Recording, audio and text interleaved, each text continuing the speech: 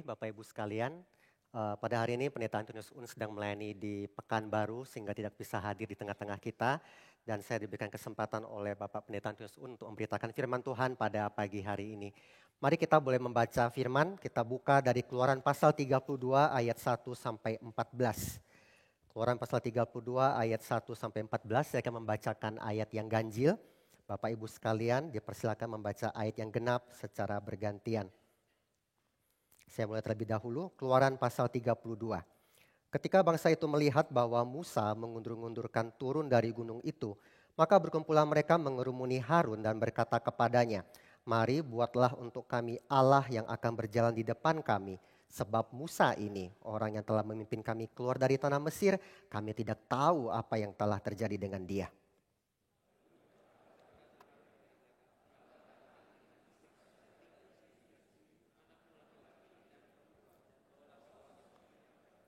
Lalu seluruh bangsa itu menanggalkan anting-anting emas yang ada pada telinga mereka dan membawanya kepada Harun.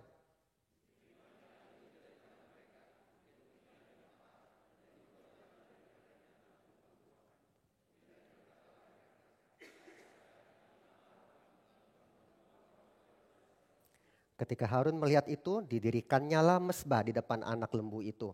Berserulah Harun katanya, "Besok hari raya bagi Tuhan."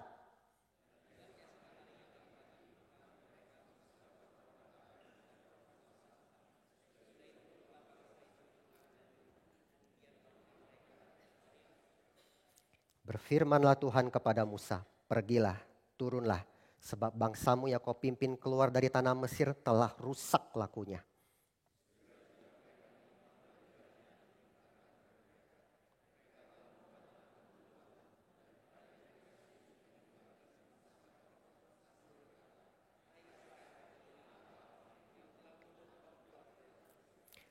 Lagi firman Tuhan kepada Musa, "Telah kulihat bangsa ini dan sesungguhnya mereka adalah suatu bangsa yang tegar tengkuk."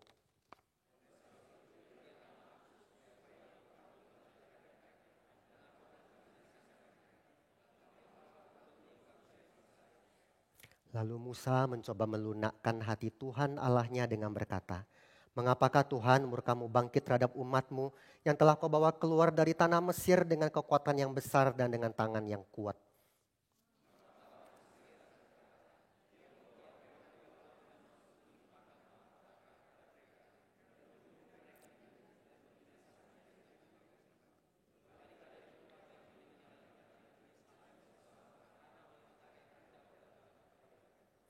Ingatlah kepada Abraham, Ishak dan Israel hamba-hambamu itu.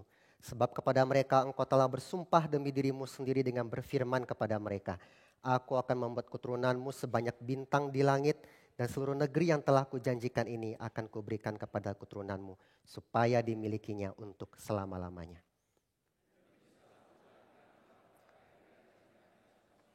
Mari kita berdoa.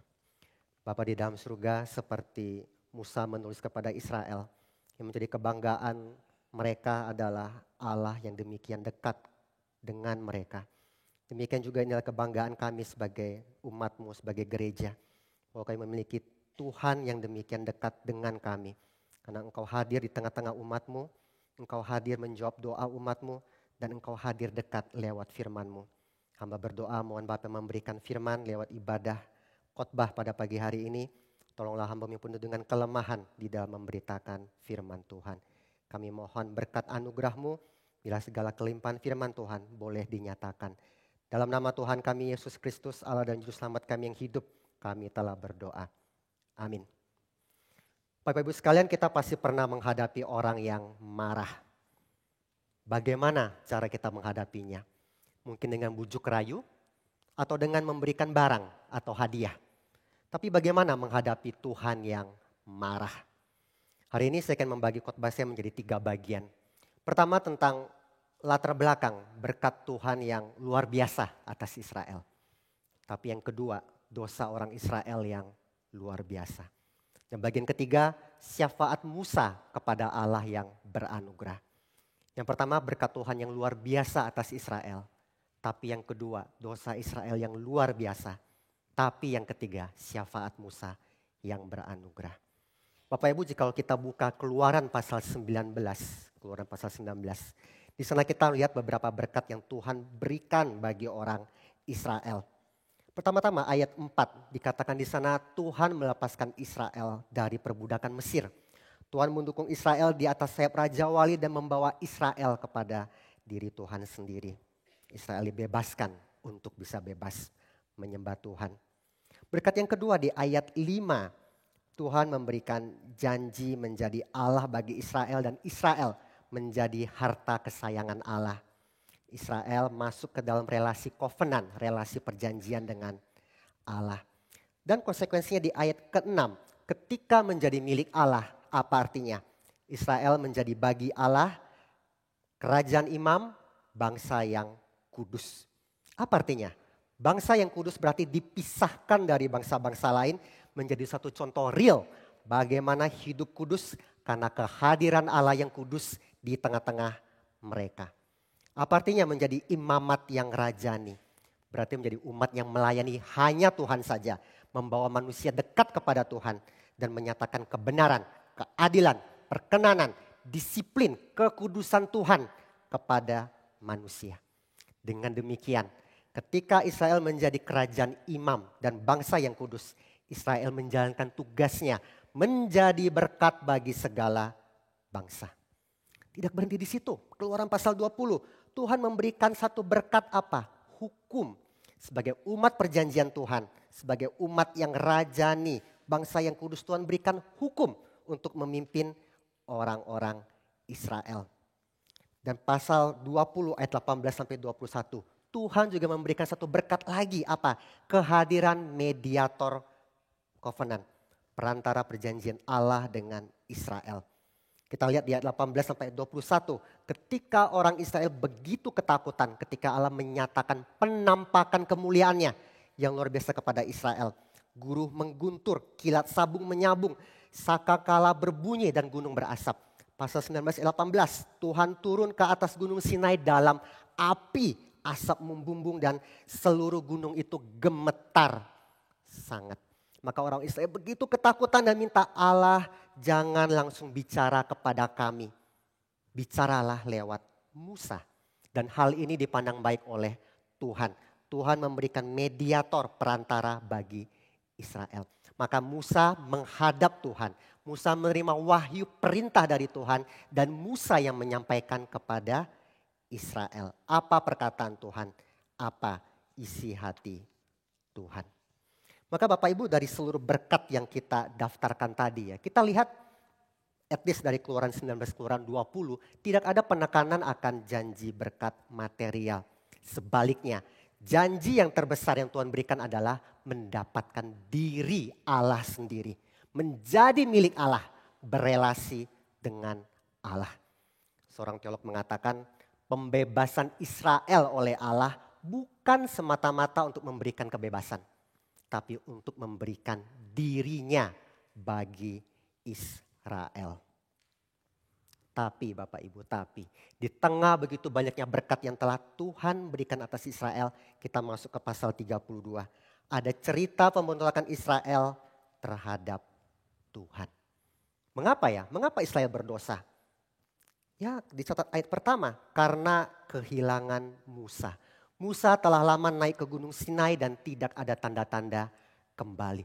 Tapi Bapak Ibu kalau kita tanya, emang kenapa? Kenapa kalau Musa hilang itu menjadi masalah bagi Israel? Kita mungkin akan berpikir, Bapak.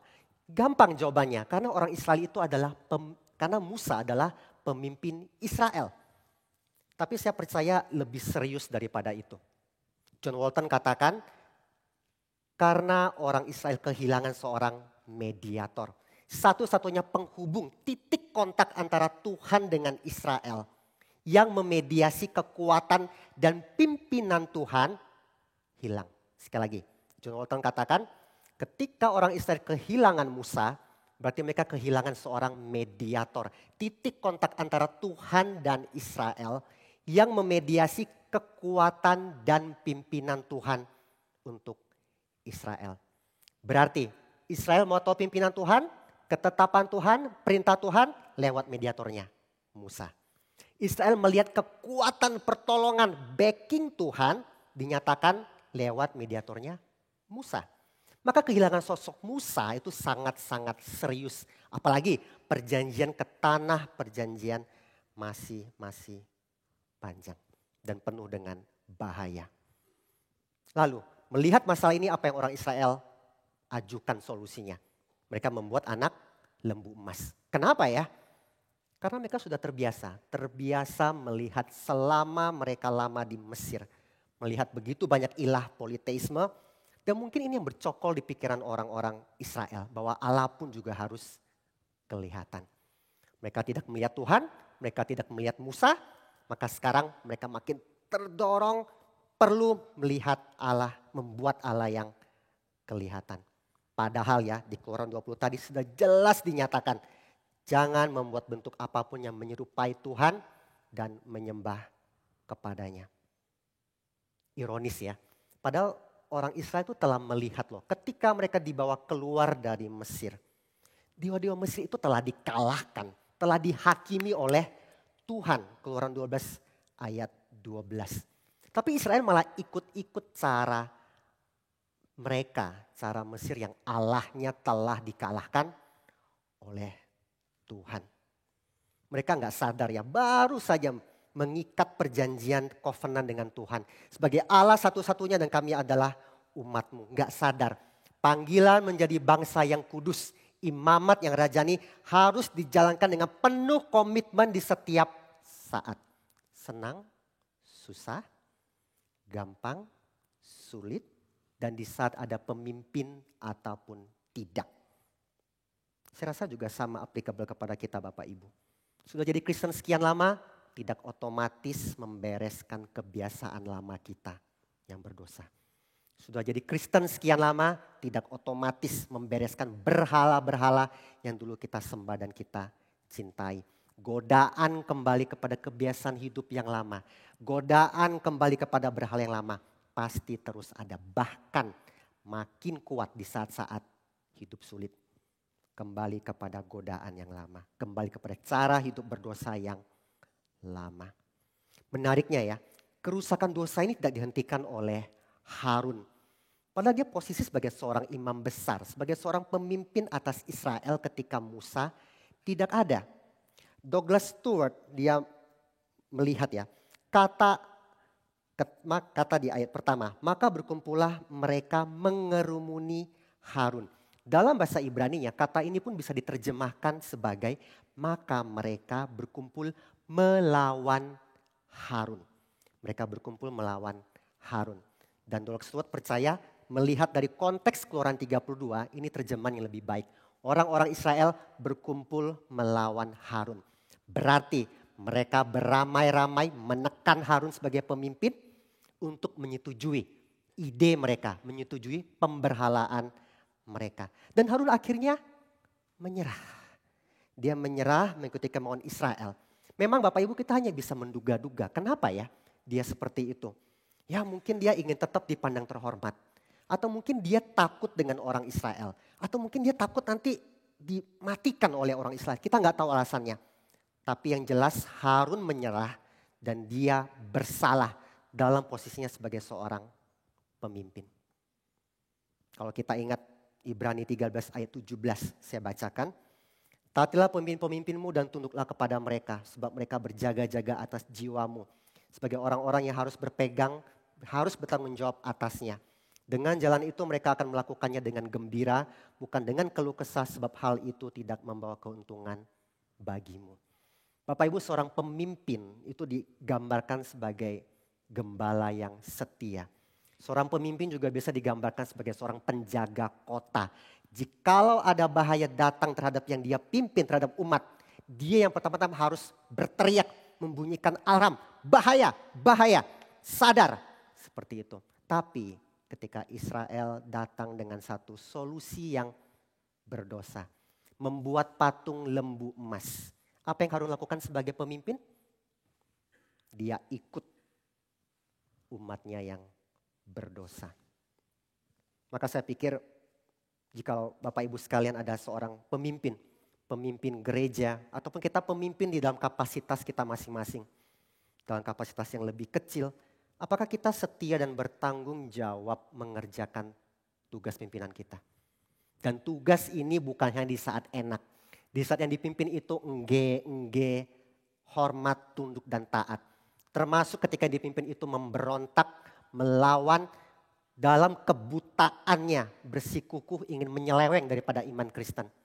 Saat itu pemimpin harus tegas, memimpin, membimbing yang dipimpinnya. Dan bukan menyerah mengikuti kemauan mereka meskipun mereka mayoritas. Tapi Bapak Ibu saya ingin tanya juga, jikalau Tuhan telah menghadirkan pemimpin-pemimpin yang bertanggung jawab, yang takut akan Tuhan, yang berjaga-jaga atas jiwamu. Engkau mau tunduk tidak? Engkau mau dipimpin tidak? Engkau mau ikuti contoh teladan mereka tidak? Atau hanya engkau menuntut mereka, tapi engkau menolak kepemimpinan mereka? Peruntukan dosa Israel itu begitu mengerikan ya. Bapak Ibu saya rasa kita kalau saya tanya, bagaimana tahu suatu dosa itu mengerikan? Kemungkinan besar kita akan jawab, oh lihat dari ini Pak, lihat dari akibat dosanya. Lihat dari konsekuensinya. Pada Keluaran 32 kita lihat apa konsekuensi dari pemberontakan orang Israel. 3.000 orang tewas di ayat 28. Wah berarti ini dosanya sangat-sangat serius. Karena 3.000 orang tewas. Kalau 3 orang, pikir-pikir ya. Tapi tidak. Saya ingin kita lihat bukan dari akibat dosa. Ada beberapa yang saya ingin ajukan. Kenapa dosa ini begitu serius? Yang pertama, kita lihat dari kesia-siaan berhalanya. Kita lihat dari kesia-siaan berhalanya. Ayat pertama mengatakan dari Keluaran 32, buatlah untuk kami Allah yang akan berjalan di depan kami. Ayat keempat, Harun membentuk dan memahat anak lembu emas. Ini sia-sia loh. Perhatikan perkataan Israel. Buatlah untuk kami, buat Allah yang berjalan di depan kami. Loh. Allah yang dibuat, bisa ya pencipta dibuat oleh ciptaan. Terus Allah yang dibuat itu diharapkan dapat berjalan. Yang mati diharapkan dapat hidup. Lalu Allah yang dibuat, yang diharapkan dapat berjalan, ini diminta untuk memimpin Israel. Yang tidak personal, diharapkan dapat memberikan pimpinan yang personal. Saya kasih contoh. Misalkan hari ini kita buat satu boneka gitu. Buat satu boneka, saya bawa ke atas mimbar dan saya bilang, Bapak Ibu, setelah KU ini kelar, mari kita berjalan mengelilingi kompleks ini. Dipimpin oleh boneka ini. Terus Bapak Ibu bilang, mana mungkin Pak, itu mati, itu tidak hidup, itu tidak personal. Bagaimana bisa memimpin kita semua satu jemaat berjalan keliling kompleks ini? Betul, itulah ironinya, itulah kesia-siaan yang diajukan oleh orang Israel. Tapi kita bisa tanya berikutnya, kenapa ya orang Israel memilih untuk membuat lembu emas? Kenapa nggak pilihnya kodok emas atau pilihnya domba emas? Kenapa pilihnya lembu emas? Karena lembu adalah ilah yang wajar di banyak budaya hari itu. Di Mesir, lembu itu salah satu bagian yang penting dalam agama kuno Mesir. Lembu juga banyak ditemukan dalam seni dan teks agama-agama di Mesopotamia, Asia Kecil, Fonisia, dan Syria. Dan dalam konteks Kanaan, apa yang dipercaya memberikan satu lambang kesuburan dan kekuatan? Lembu. Maka wajar, apalagi kalau orang Israel mengingat ya, ketika Tuhan melepaskan Israel dari Mesir, apa salah satu ciri yang mereka lihat daripada Tuhan? Tuhan yang kuat. Maka Keluaran 6 ayat 6 berbunyi seperti ini, saya bacakan. Sebab itu katakanlah kepada orang Israel, akulah Tuhan, aku akan membebaskan kamu dari kerja paksa orang Mesir, melepaskan kamu dari perbudakan mereka dan menebus kamu dengan tangan yang teracung dan dengan hukuman-hukuman yang berat. Wah, Tuhan kita kuat, Tuhan kita hebat. Maka lambang apa yang bisa menyatakan kekuasaan, kekuatan Allah kita? Lembu. Tapi ini berhala yang sia-sia. Meskipun lembu ini dibuat dari emas yang mulia, tidak ada mulianya sama sekali. Meskipun lembu ini disebut Allah oleh mereka, tetap hanya ciptaan yang mati. Meskipun dipercaya dapat berjalan di depan, tapi lembu emas ini tidak bisa memimpin, tidak bisa melepaskan Israel dari mara bahaya. Meskipun dipercaya lambang kekuatan, tapi representasi gambar patung ini sebenarnya malah membatasi kekuatan dan kebesaran Allah. Tidak mungkin ada gambar patung yang bisa menyatakan seluruh atribut Allah, kemahakuasaan Allah, keadilan Allah, kebenaran Allah, sekaligus bijaksana Allah. Allah yang penyayang, Allah yang pengasih, Allah yang panjang sabar, Allah yang berlimpah kasih setianya. Tidak mungkin ada satu gambar yang bisa menyatakan semua atribut Allah. Tapi Bapak Ibu, kalau saya boleh tanya kepada kita ya.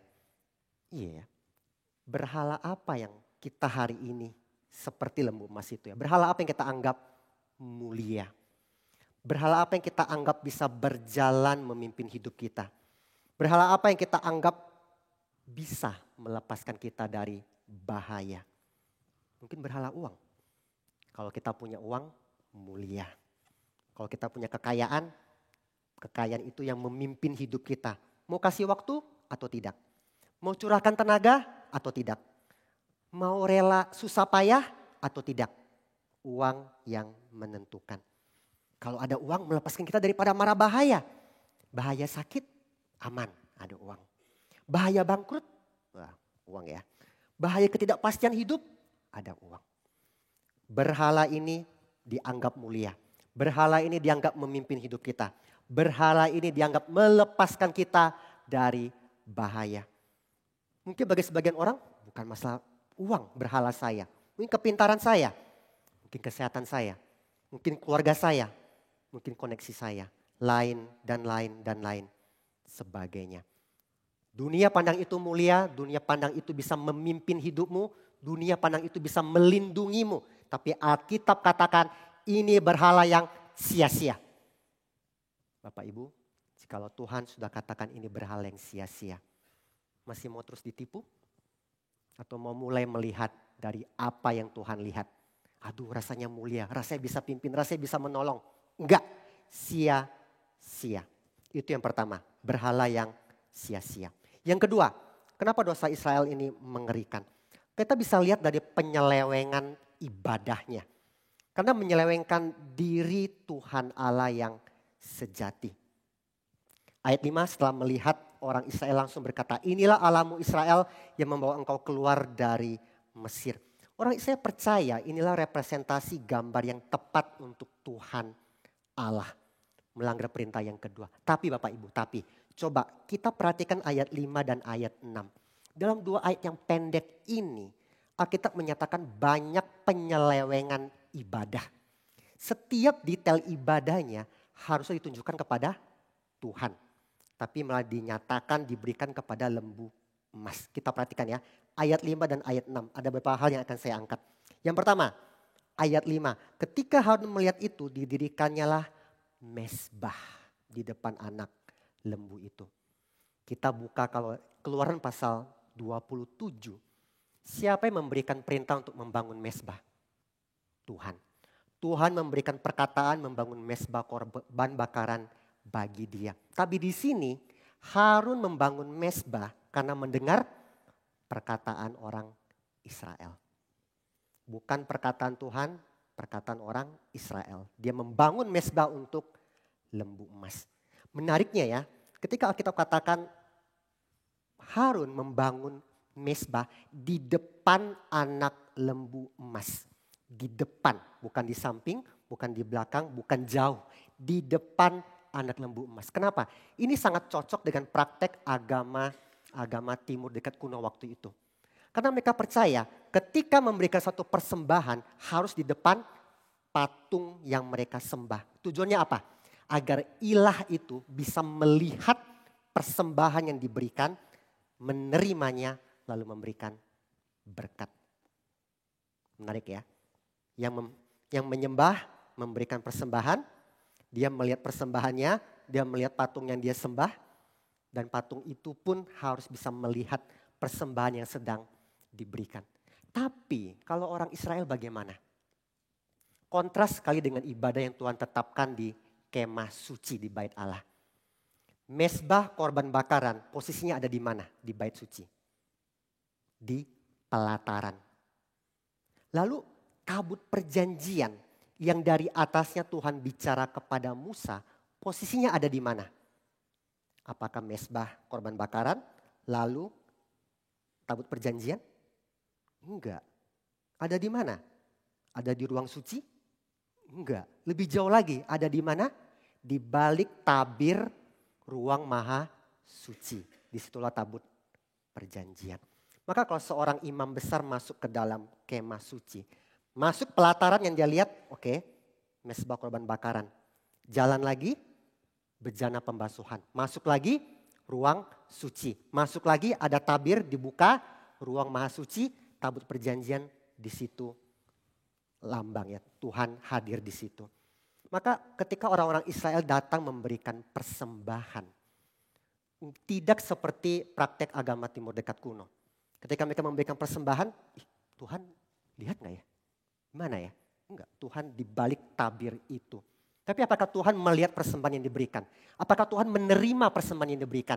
Apakah Allah Tuhan harus hadir dekat untuk tahu bahwa persembahan sedang diberikan? Tidak, tidak.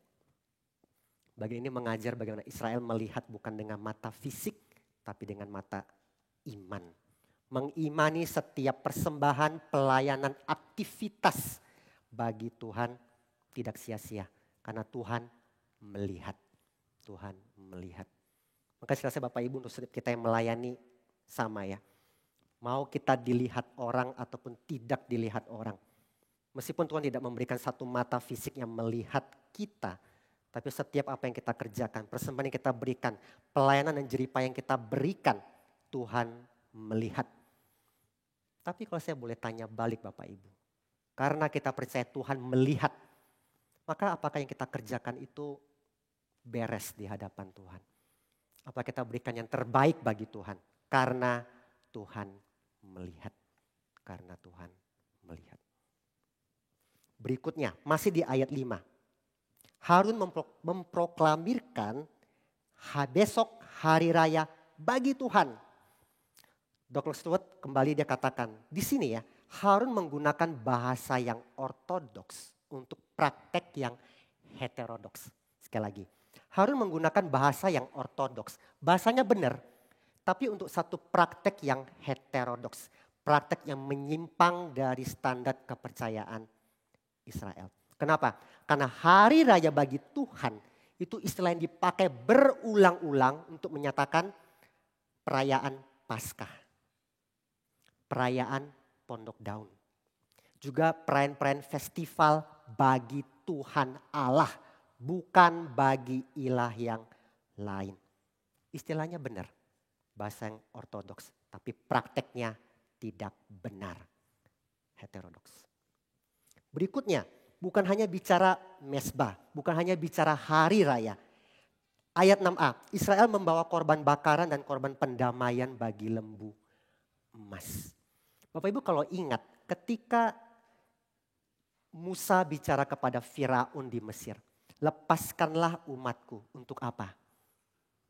Lepaskanlah umatku untuk di pasal 5, mengadakan perayaan bagi Tuhan di padang gurun, memberikan korban bagi Tuhan. Ayat 17 pasal 5. Korban bakaran itu memohonkan satu pengampunan daripada Tuhan. Agar bisa bersekutu dengan Tuhan.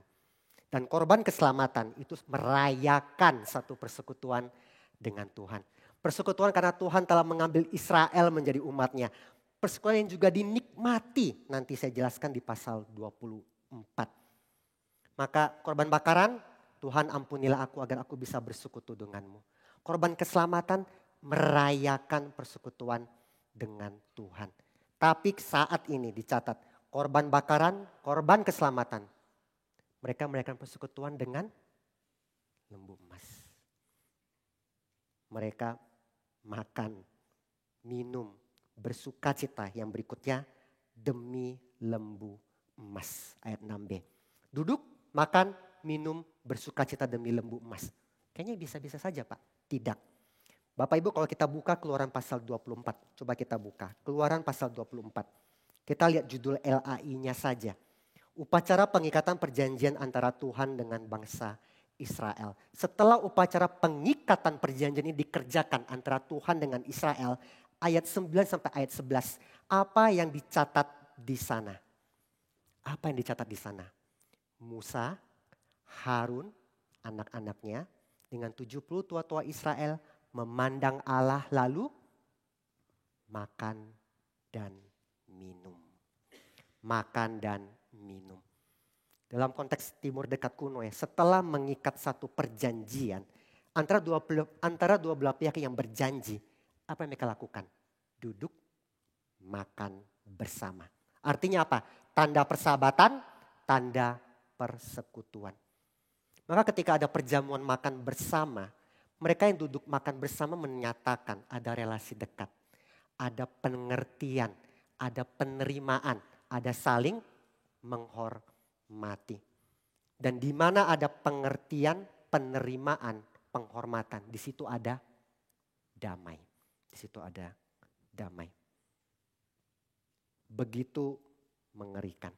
Kalau kita daftarkan dari tadi ya, semua penyembahan, persembahan, persekutuan, penghormatan, sukacita perayaan yang harusnya diberikan pada Allah, sekarang berbelok arah kepada berhala lembu emas. Apa yang layak bagi Allah, kini diberikan kepada berhala. Maka wajar sekali Allah marah besar atas penyembahan berhala. Ketika orang Israel menyembah berhala, Allah marah. Ketika kita pun menyembah berhala, Allah juga marah. Kesia-siaan dari berhala. Kesia-siaan karena penyelewengan ibadah yang harusnya kepada Tuhan. Yang ketiga, kenapa dosa Israel mengerikan? Karena satu penolakan terhadap satu cara yang telah Tuhan sediakan, yaitu kemah suci. Maksudnya apa? Peter Enns dia melihat menarik ya, di pasal 32 ini menyelip satu pasal tentang pemberontakan Israel di tengah-tengah satu rangkaian cerita yang nyambung sebenarnya. Tapi ketika masuk pasal 32 ini merusak rangkaian cerita yang ada. Rangkaian cerita apa Pak? Ketika Bapak Ibu buka Alkitab Bapak Ibu, dari pasal 25 jika Bapak Ibu buka secara cepat, dari pasal 25 sampai pasal 31, Alkitab LAI setidaknya memberikan judul-judul bicara tentang apa? Mengenai persembahan khusus, tabut perjanjian, meja roti sajian, mengenai kandil, mengenai kemah suci, mezbah korban bakaran, mengenai pelataran, minyak untuk lampu, pakaian imam, pentabisan Harun, korban pagi dan korban petang, mezbah korban pembakaran, persembahan khusus, bejana pembasuhan, dan seterusnya dan seterusnya. Bicara apa itu Bapak Ibu? Bicara tentang kemah suci.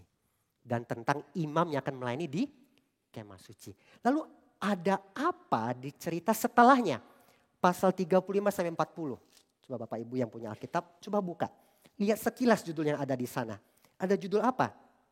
Mendirikan kemah suci, membuat kemah suci, membuat tabut perjanjian, membuat. Sebelum pasal 32 bicara tentang rencana. Kemah suci dan imam yang melayani dalam kemah suci. Setelahnya bicara membuat kemah suci dan segala peralatan di dalamnya dan pentabisan imam. Di tengah-tengah narasi tentang kemah suci yang Tuhan berikan untuk Israel, masuk pemberontakan pasal 32. Maka Peter Enns melihat bahwa pasal 32 bisa dibaca sebagai satu penolakan, pemberontakan terhadap rencana Allah. Ketika orang Israel bilang, oh Musa nggak ada, kami perlu ada titik kontak antara Tuhan dengan Israel. Harusnya umat Israel cari titik kontak itu di mana? Kemah suci. Ketika orang Israel menginginkan ada Allah yang hadir bersama-sama Israel, berjalan di depan mereka. Harusnya mereka dapat jawabannya dari kemah suci. Tapi dengan masuknya cerita lembu emas, mereka juga menolak cara yang telah Tuhan berikan, kemah suci. Yang keempat, dosa Israel juga mengerikan. Kita lihat dari perkataan Israel sendiri. Yang sebelumnya sudah mengikrarkan, kita mau ikut Tuhan, tapi ingkar janji. Berapa kali? Setidaknya 3 kali. Pasal 19, segala yang difirmankan Tuhan akan kami lakukan. Pasal 24, segala firman yang diucapkan Tuhan akan kami lakukan. Dan pasal 24 kembali di ayat 7. Segala firman Tuhan yang akan kami lakukan dan akan kami dengarkan. Tapi di pasal 32 ingkar janji sendiri.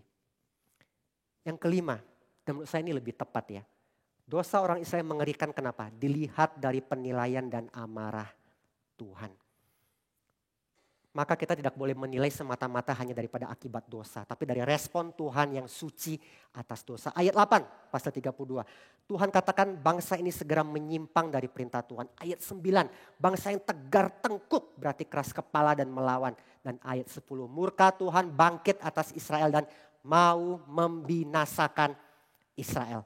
Maka di ayat 10. Tuhan berkata kepada Musa, biarkanlah aku 3 hal. Supaya murkaku bangkit. Supaya aku membinasakan mereka. Supaya aku membuatmu Musa menjadi bangsa yang besar. Bapak Ibu, Tuhan ingin menunjukkan keadilannya lewat murkanya. Dan kekuatannya lewat membinasakan dan membuat satu bangsa yang baru dari Musa. Ketika Tuhan berkata, biarkanlah aku. Bloswood juga katakan ya, Bu, ini satu buah kalimat yang retoris. Artinya apa? Tuhan akan lakukan ini. 3 hal tadi. Kecuali ada interupsi. Maksudnya apa? Ketika Tuhan menyatakan isi hatinya kepada Nabi Tuhan. Tuhan ingin kerjakan itu. Di saat itu juga Tuhan memberikan satu undangan bersyafaat. Begitu Pak ya. Ini bukan satu pola yang baru. Pola ini berulang di dalam Alkitab. Contohnya ketika Abraham mendengar Tuhan membukakan rencananya ingin menghancurkan, menghukum Sodom dan Gomora.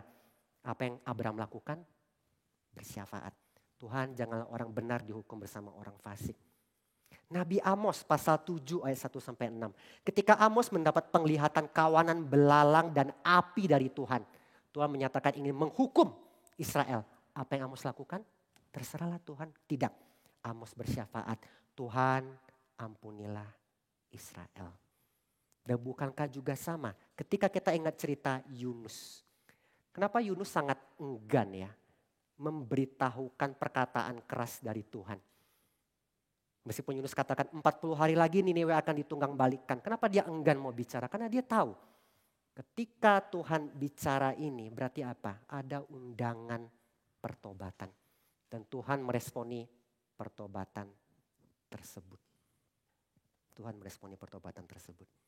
Di tengah berkat Israel yang begitu besar, Israel melakukan dosa yang luar biasa. Sekarang ada syafaat Musa kepada Allah yang beranugerah. Apa yang Musa mediator covenant itu lakukan? Ia bersyafaat untuk meredakan amarah Tuhan. Bapak Ibu kalau jadi Musa, Bapak Ibu akan bawa apa kepada Tuhan supaya amarah Tuhan reda? Bapak Ibu akan bawa apa? Tuhan, orang Israel baik-baik saja kok. Masih oke kok begini begitu. Enggak ada. Mau bawa apa ya? Bawa ini, aduh nggak bisa.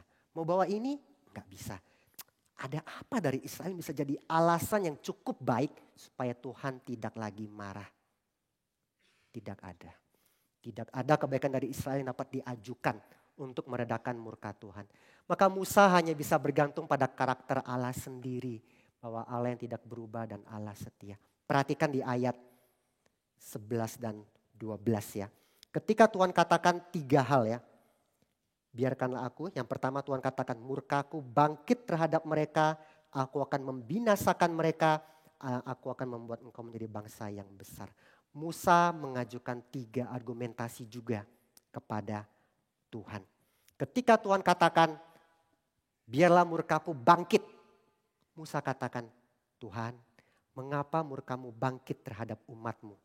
Yang engkau bawa keluar dari Mesir dengan kekuatan yang besar dan dengan tangan yang kuat. Maksudnya apa? Musa ingin katakan, Tuhan, umat Israel bisa keluar itu demonstrasi kekuatan Tuhan. Jika Tuhan musnahkan Israel, maka Tuhan meniadakan hasil pekerjaan tangannya sendiri. Jangan Tuhan. Ketika Tuhan katakan, aku membinasakan mereka.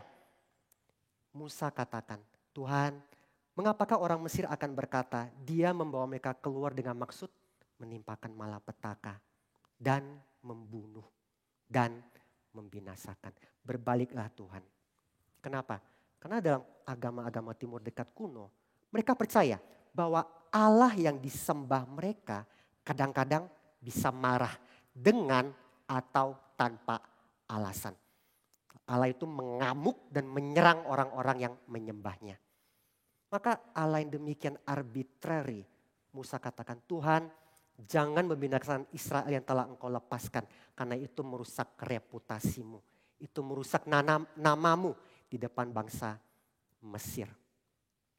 Dan yang ketiga, ketika Tuhan katakan supaya aku membuat namamu, supaya aku membuat Musa menjadi bangsa yang besar. Musa menjawab, Tuhan ingatlah kepada Abraham, Ishak, Israel. Sebab kepada mereka engkau telah bersumpah demi dirimu sendiri. Musa ingin katakan, Tuhan engkau telah memberikan janji bahkan dengan sumpah. Yang menjadi bangsa yang besar dan janji memberikan tanah.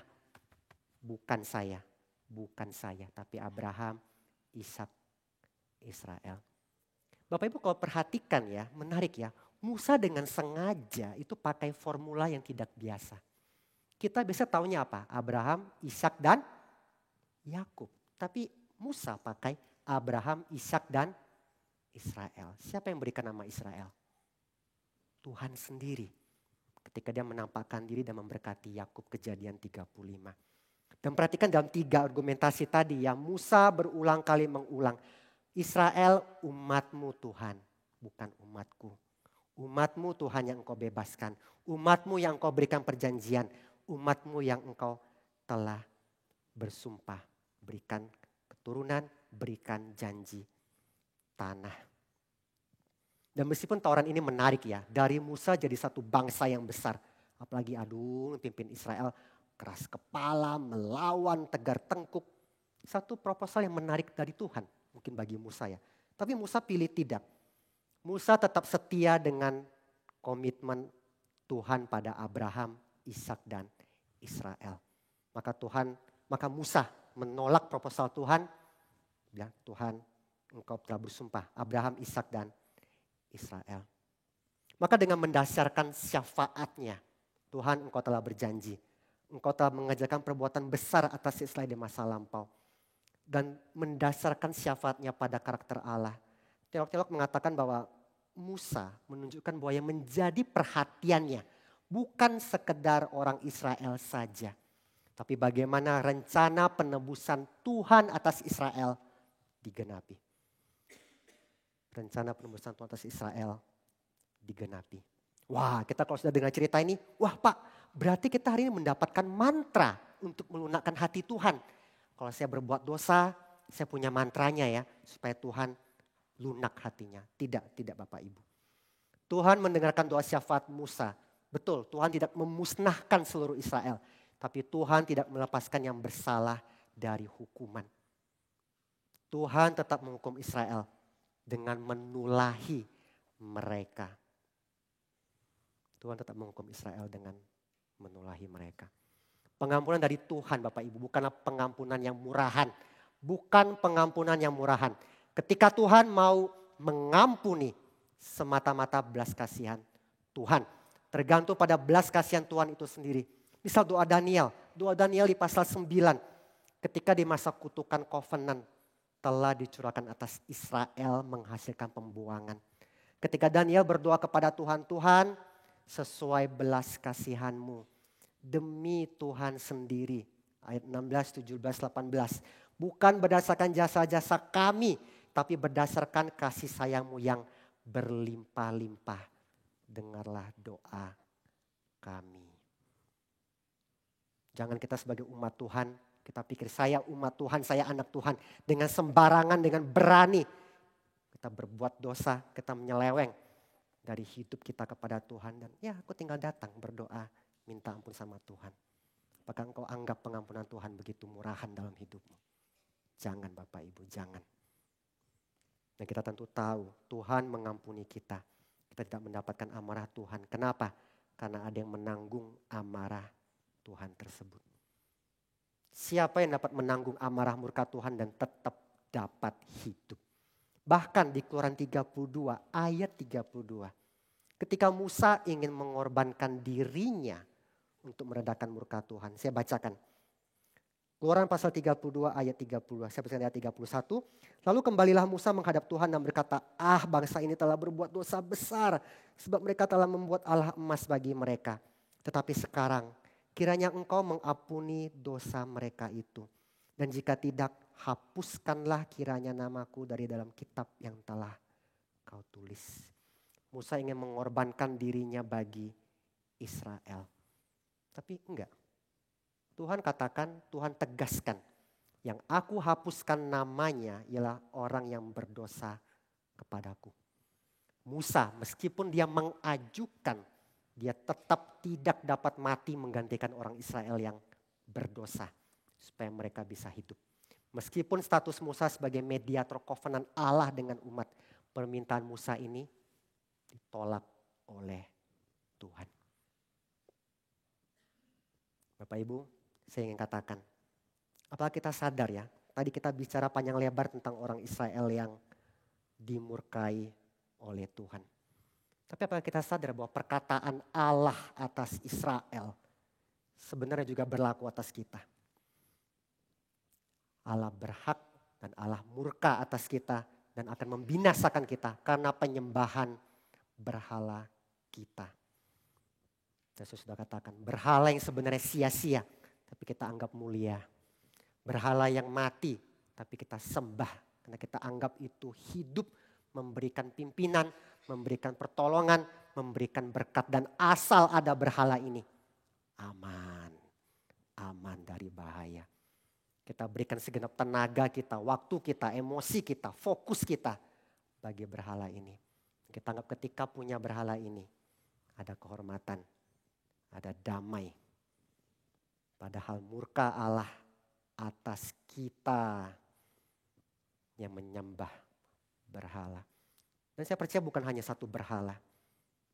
John Calvin katakan hati kita yang licik memproduksi begitu berhala dan berhala terus menerus dalam hidup kita. Berhala yang kita anggap Allah dan kita merasa tenang, terhibur oleh keadaan berhala ini. Kita menipu diri sedang menyembah Tuhan Allah. Padahal kita sedang menyembah lebu emas yang kita kira Allah. Entah tadi uangkah, kesuksesankah, kesehatankah, keluarga, kenyamanan dan lain sebagainya. Meskipun Bapak Ibu sudah Kristen sekian tahun. Apakah kita memberikan diri kita untuk diuji oleh Allah? Jangan-jangan kita menipu diri. Kita terus katakan seperti orang Israel, inilah Tuhan Allahmu. Tapi sebenarnya kita sembah adalah lembu emas. Berhala kita. Allah yang jinak yang mengikuti maunya kita. Siapa dari kita yang berani berkata bahwa tidak, saya tidak bersalah di hadapan Allah. Tidak pernah ada berhala-berhala yang menggantikan Allah di hati saya. Saya enggak berani katakan demikian. Adakah Bapak Ibu yang berani berkata demikian? Tidak. Tidak pernah ada berhala-berhala dalam hati saya. Maka jika kita tidak berani berkata tidak. Tidakkah pantas bagi kita untuk dibuang, ditolak dari persekutuan dengan Allah, bahkan dimusnahkan oleh Allah? Apakah kita sadar bahaya murka Allah yang Ia curahkan pada pendosa seperti engkau dan saya?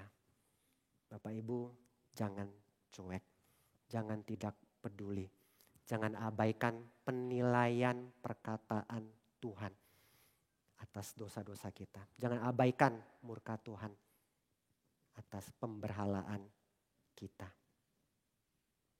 Tapi tentu ketika Tuhan menolak permintaan Musa berkorban bagi Israel. Karena Tuhanlah yang akan memberikan mediator yang dapat meredakan amarahnya. Agar kita dapat diterima. Agar kita dapat makan dan minum di meja perjamuan Tuhan. Agar kita dapat kembali menikmati dan merayakan persekutuan dengan Tuhan dalam damai yang sejati. Kita punya mediator yang lebih tinggi daripada Musa. Yang memang namanya dihapus dari dunia orang hidup. Karena ia mengalami penghukuman mati atas dosa-dosa kita, yaitu Yesus Kristus. Amarah Tuhan diredakan dengan cara Tuhan sendiri, yaitu lewat mediatornya, Yesus Kristus. Kovenan anugerah Allah dengan umat ditegakkan di dalam Kristus. Dan di dalam Kristus kita diterima untuk jamuan makan bersama, bersekutu dengan Tuhan. Bapak Ibu, apakah engkau telah menerima dan engkau menikmati persekutuan dengan Allah di dalam Kristus? Apakah Bapak Ibu kita akan duduk semeja? Apakah engkau akan duduk semeja dalam meja perjamuan dengan Allah dalam kekekalan nanti? Kiranya kita tinggalkan berhala-berhala dalam hati kita. Terimalah pendamaian dari Allah di dalam Kristus. Mari kita berdoa.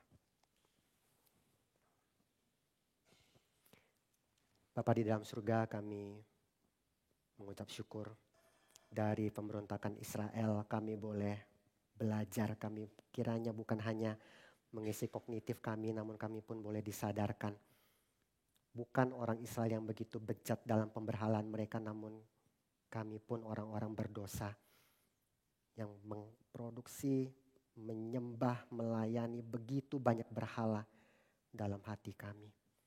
Dan ya Tuhan, tolonglah kami karena amarah-Mu juga atas kami orang-orang berdosa. Kami berdoa ya Bapa, biarlah kami boleh kembali datang kepada Kristus, karena hanya dalam Kristus kami boleh mendapatkan pengampunan, kami boleh mendapatkan pendamaian dengan Allah, dan murka Allah tidak lagi ditimpakan atas kami. Kami berdoa biarlah setiap jemaat yang mendengar firman, kami tidak mengeraskan hati, kami tidak cuek terhadap dosa-dosa kami, terhadap berhala-berhala kami.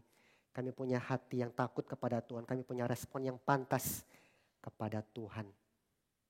Biarlah kami boleh setiap hari bertobat dari dosa-dosa kami, bertobat dari pemberhalaan kami, dan boleh terus diharukan hati kami oleh pengorbanan Kristus, mediator kovenan yang Allah telah berikan bagi kami. Kami berdoa dan bersyukur di dalam nama Tuhan kami, Yesus Kristus. Amin. Mari Bapak Ibu sekalian kita bangkit berdiri, kita mengikrarkan pengakuan iman rasuli beserta dengan umat Tuhan dalam sepanjang zaman dan di segala tempat yang berbunyi demikian. Aku percaya kepada Allah, Bapa yang Maha Kuasa, Khalik langit dan bumi, dan kepada Yesus Kristus, Anak-Nya yang tunggal Tuhan kita, yang dikandung dari Roh Kudus, lahir dari anak darah Maria, yang menderita sengsara di bawah pemerintahan Pontius Pilatus, disalibkan, mati dan dikuburkan, turun ke dalam kerajaan maut. Pada hari yang ketiga bangkit pula dari antara orang mati, naik ke surga duduk di sebelah kanan Allah, Bapa yang Maha Kuasa. Dan dari sana Ia akan datang untuk menghakimi orang hidup dan yang mati. Aku percaya kepada Roh Kudus, Gereja yang kudus dan am, persekutuan orang kudus, pengampunan dosa, kebangkitan tubuh dan hidup yang kekal. Amin. Silakan duduk Bapak Ibu sekalian. Saya serahkan kepada Bapak Vikaris Joshua. Selamat pagi Bapak Ibu yang dikasihi Tuhan. Kita mengucap syukur untuk Bapak Carlos yang mengingatkan kepada kita terus menerus kebenaran firman Tuhan. Kiranya firman Tuhan yang diberitakan menjadi berkat bagi saya dan bagi kita semua, untuk kita setiap harinya semakin sungguh-sungguh akan ikut dengan Tuhan kita. Jemaat dikasihi Tuhan, Pendeta Anton tidak bisa bersama dengan kita pada pagi hari ini sekali lagi, dikarenakan karena Pendeta Anton melayani di Pekanbaru. Di Pekanbaru Bapak Ibu sekalian Tuhan sedang diadakan perjamuan kudus. Kita perlu doakan anak daripada Gary Kebunjeruk. Dan Bapak Ibu jangan lupa juga tolong doakan, besok Bapak Pendeta Anton akan membawakan seminar yang sangat penting di PRI Pekanbaru. Seminar ini ditujukan untuk menjangkau jiwa. Jadi Bapak Ibu kalau ada teman-teman di Kota Pekanbaru, tolong bantu dihumaskan. Brosurnya ada di mana Bapak Joshua?